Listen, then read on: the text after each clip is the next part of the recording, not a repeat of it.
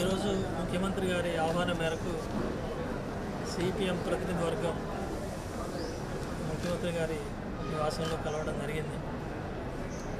రాష్ట్ర రాజకీయ పరిస్థితుల గురించి, దేశ రాజకీయాల గురించి చర్చించి రాష్ట్రంలో భువనగిరి సీట్లో సిపిఎం పార్టీ పోటీ చేయడం అందరికీ తెలుసు.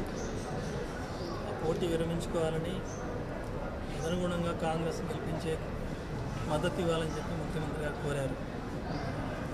కానీ మేము దానికి బదులుగా అసెంబ్లీ ఎన్నికల్లో కూడా కాంగ్రెస్తో పొత్తు ప్రయత్నం చేశాం. 2 సీట్లు ఇస్తామని కూడా తర్వాత ఇవ్వకుండా పోటీ చేసే పరిస్థితి వచ్చింది. కాబట్టి ఇప్పుడైనా సరే పార్లమెంట్లో మిగతా సీట్లకు మద్దతు ఇవ్వడానికి మేము సిద్ధం. భువనగిరి సీట్లో మాత్రం మాకే మద్దతు ఇవ్వాలని చెప్పి కోరాం. అట్లా కాదు అని చెప్పి అక్కడ